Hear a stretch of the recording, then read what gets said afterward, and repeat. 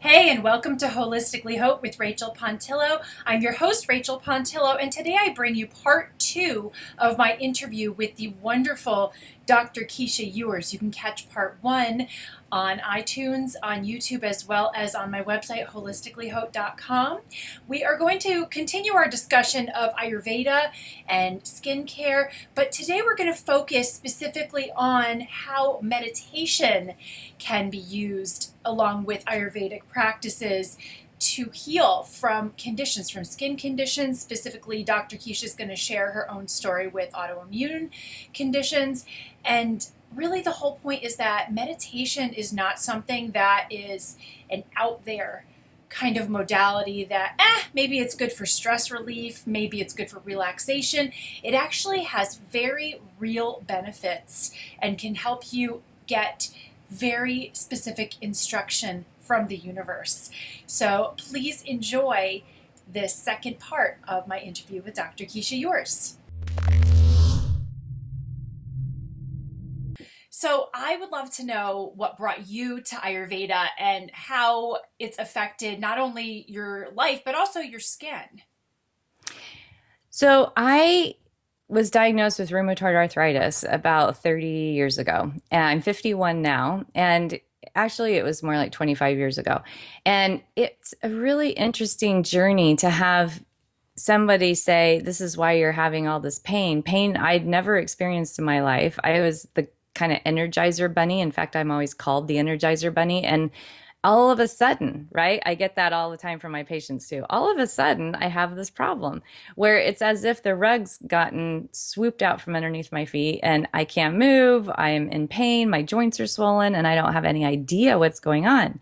And in my medical world up to that point, I was strictly intensive care, high adrenaline junkie, just all of the acute care medicine.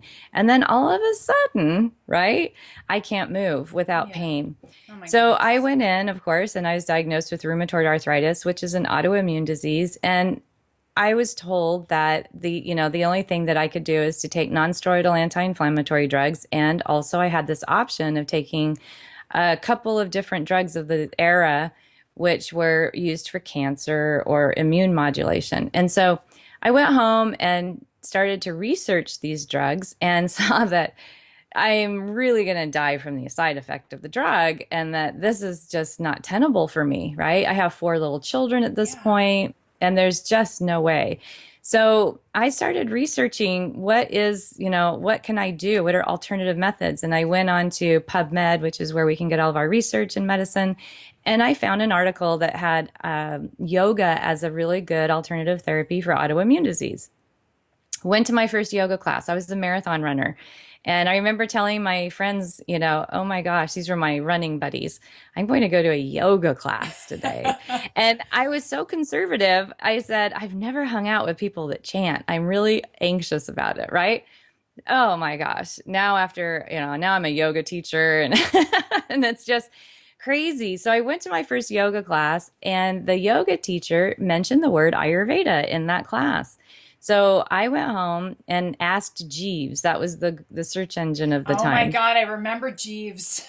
Jeeves, put that into my little dial-up modem computer Yeah, those were the days. and and asked about Ayurveda. And what came up in the information was revolutionary, as I've said, oh, and so I started thinking as I read through these different body types and what they each need and really started studying it, I thought, wow, this is a real pathway to understanding why I have this problem. And that's the main question that I was asking was, why am I killing myself? That's what autoimmune means. Right. I have turned on me and I'm killing myself. Why? So through the process of the next year, I kept asking that question and coming up with, I went into some really good deep therapy about that. I went into Ayurveda very deeply, started treating my body as an individual.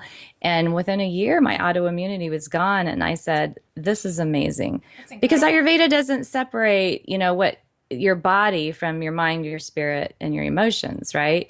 And I was able to approach it from all these ways. I didn't think it was okay to express anger, apparently, and I just suppressed it. So I found that out. that's not something that you get on a blood test, right? Absolutely. So I learned how to meditate. I learned all these different dysfunctional ways that I was working with my thoughts and my universe and started to release all this stuff from my body. And lo and behold, I had no more autoimmunity and haven't ever since. So Ayurveda for me is functional medicine, which is another thing that I found afterwards.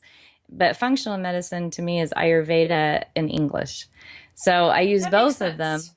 Yeah, because they're both about root cause and really asking the question why. So to me, that's the most important thing that you can do. So for my skin, I'm 51 and right now I'll come up really close. You don't look 51, and I've seen you I in person. And when you told me your age, I'm like, no way. And when you told me you had 4 children, I'm like, no, you don't. I don't have any foundation. I never wear makeup on my skin. I wear eyeshadow and lip stuff and some blush, and that's it. So the impact it's had on my skin is right now I've got oil on my skin. That's what Ayurveda encourages.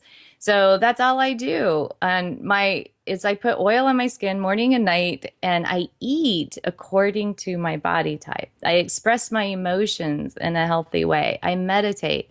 I really do some of the practices that I've developed myself that I teach to my patients about looking at when you're angry, what's going on with your ego and how can you learn from that? Noticing it as a good thing, that, oh, this is an opportunity to learn this conflict that I'm having. So all of those things keep you from wearing this on your face because you can see if you go through a great deal of stress, like a death in the family or something like that, people begin to look just drawn and haggard, right? Because they're not caring for themselves. And your skin, as you know and you teach, is just a reflection of what's going on inside. So that's been the impact it's had on my skin. It's when we think about, beauty coming from within and how the skin really does reflect what's going on inside. A lot of people who are coming around to this idea that what's on the outside reflects what's on the inside, they're making the connection between food and skin, which fabulous. That's great. It's so important that we make that connection. But I do find that it is harder to get people to make the connection between the emotions and the skin, the mind and the skin, and some Mm-hmm. of these habits of mind that we have. Like what you were saying, finding ways to express anger in a healthy way for your type.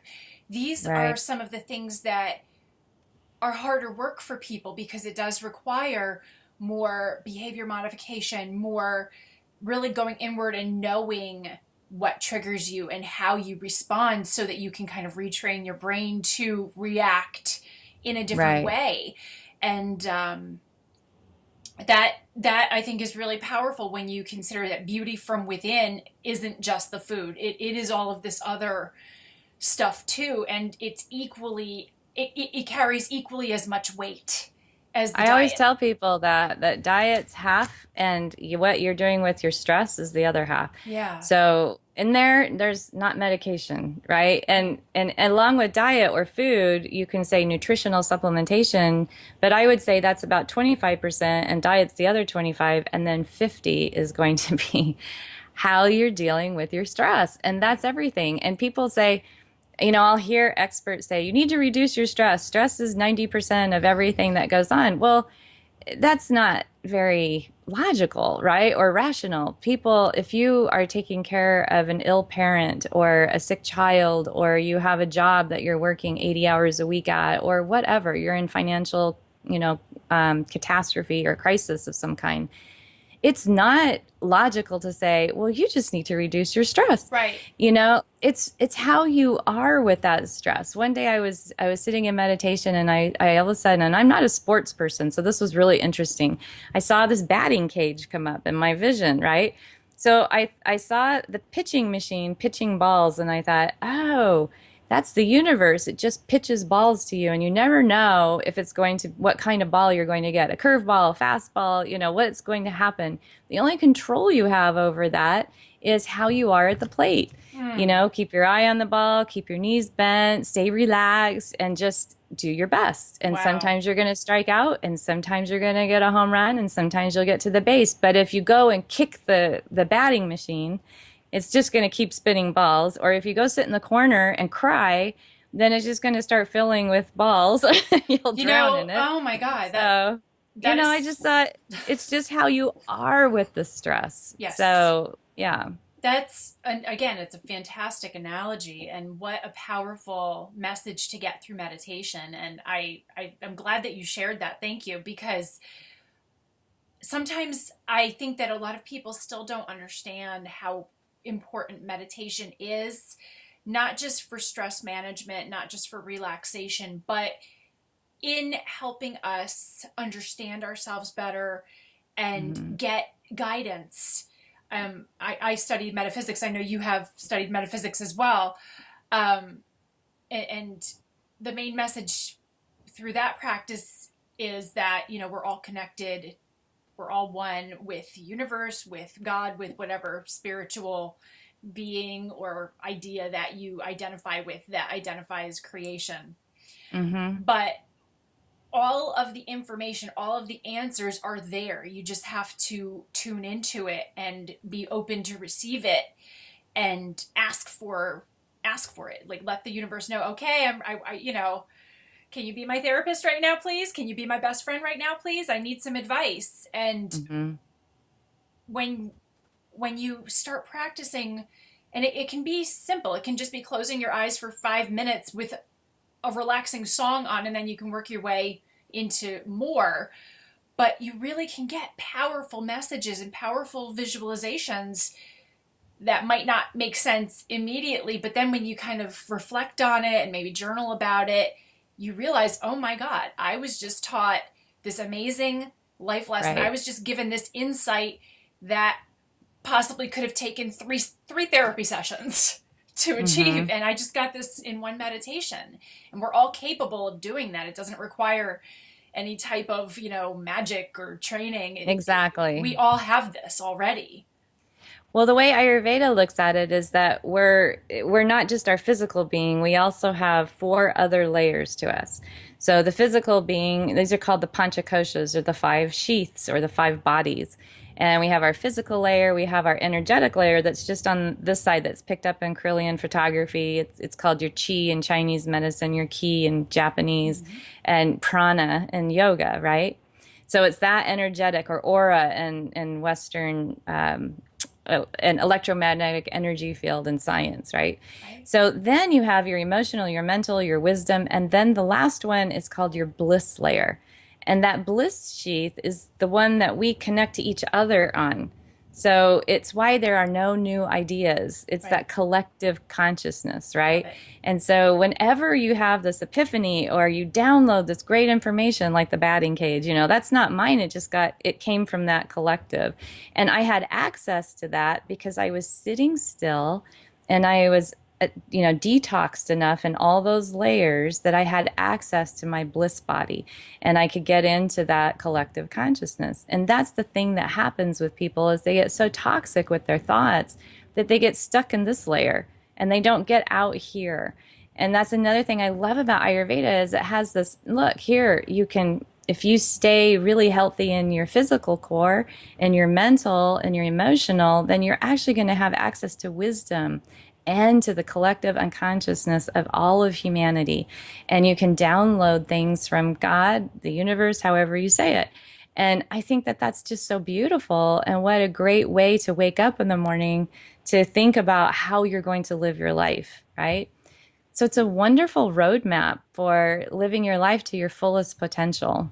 It's funny, I get all pumped up on this because I've experienced things like this, and I know how blissful that is. I mean, Mm-hmm. and I don't consider myself, a super advanced practitioner of any of these modalities, but like what you were saying, just by eliminating those toxins in your physical diet, those emotional toxins, being open, being ready, being available, you can Mm-hmm. then access that. And it's really it's like seeing God. It's like meeting God. And my late metaphysics teacher, Dr. Masters, he taught that if you want to go to heaven, if you want to know what heaven is, you have to just practice this because we all carry the kingdom of heaven with us all the time, and we can access it at any time. And when you get to that blissful state, that is what heaven is, Well, and according to you. even further, what happens from that is you don't just see God, but you get your reflection back as part of God. Right. So you get the divine spark that lives in each of us, so that when you get up from your meditation cushion, when you meet another person like you, I see God in you, and that's where they're putting their hands together and saying namaste. Namaste. It's not just a casual greeting like hello or goodbye or aloha, or, it's saying, no, like, I recognize the divine light that's in you. It's a reflection of the divine light that's in me and every other person on this planet. And if everyone could live like that, then we wouldn't have so much conflict and all of the things that we go through with our egos. So Ayurveda has that wonderful path laid out for each individual body, mental, heart type to be able to access that works for them in their unique constitution. So that's, to me, just so wonderful. Thank you again for joining us today. And of course, thank you again to Dr. Keesha Ewers for all of the amazing information she shared with us in both parts 1 and part 2 of our interview. To learn more from Dr. Keesha, to take her free dosha quiz, and to download her ebook, head on over to her website at drkeesha.com. That's DRKEESHA.com. And of course, if you enjoyed this interview, please subscribe to my channel and be sure to pass it along and share all the good stuff with your friends. And also be sure to head on over to my website at holisticallyhope.com and leave a comment to share your thoughts. Thank you again, and I will be back soon with another episode. Have a beautiful day.